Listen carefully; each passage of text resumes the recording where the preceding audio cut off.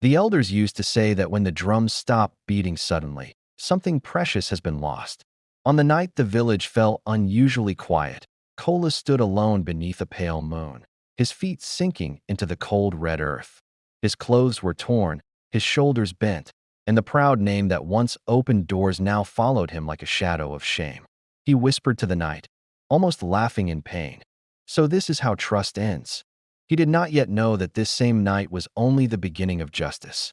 Kola had been born in a village where life was simple and unforgiving.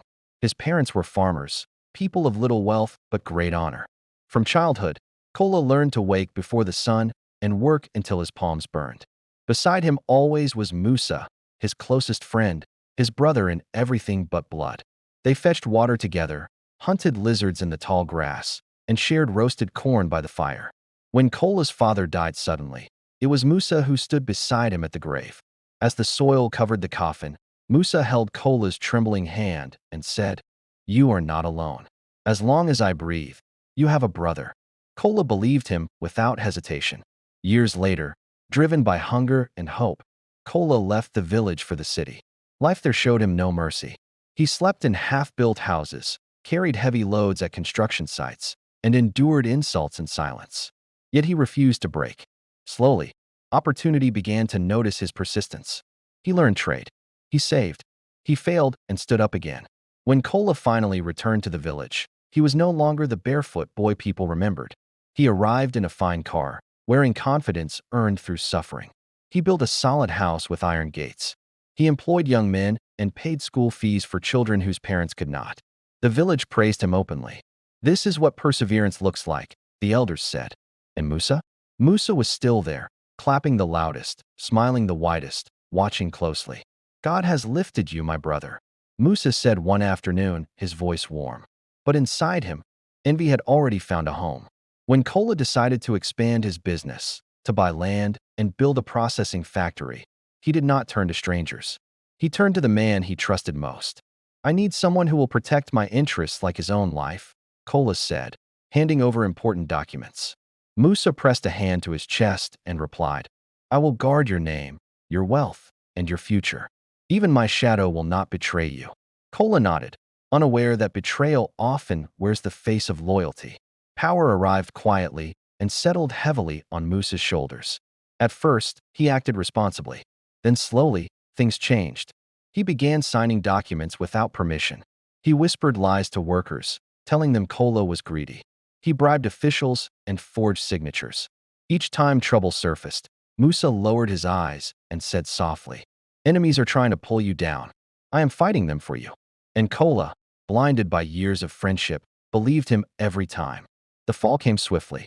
One morning, government vehicles drove into the village, their engines roaring like bad omens. Officials arrived with papers and stern faces. Accounts were frozen, properties seized. Accusations flew like arrows. Kola stood confused as his world collapsed around him. Musa was nowhere to be found. Within months, Kola lost everything: the house, the business, the respect. At the market, women whispered behind their wrappers, "Wasn't he the rich man?" "Power changes people," another replied. At night, Kola slept in an unfinished building, rain dripping through the roof. Hunger gnawed at his stomach, but pain gnawed deeper at his heart. From a distance, he watched Musa drive past in expensive cars, laughing freely, living comfortably in the house that once belonged to him. One night, soaked by rain and despair, Kola collapsed to his knees. "How did I become blind?" he asked the darkness. "How did I trust so deeply?" The wind answered with silence. But the earth, patient and wise, was already preparing the return of truth. Kola left the village quietly. No farewell, no explanation. In the city, he started again, washing dishes, carrying loads, learning new skills. This time, he worked without pride. He listened more than he spoke. He trusted slowly. Years passed. Wisdom replaced anger. Strength replaced bitterness. And fate, watching carefully, began to rearrange the pieces. A major investigation swept through the region. Old files were reopened. Corruption was exposed. Names resurfaced like ghosts refusing to stay buried. Musa's name appeared again and again. Forged documents carried his handwriting. Witnesses stepped forward. Trails led straight to him.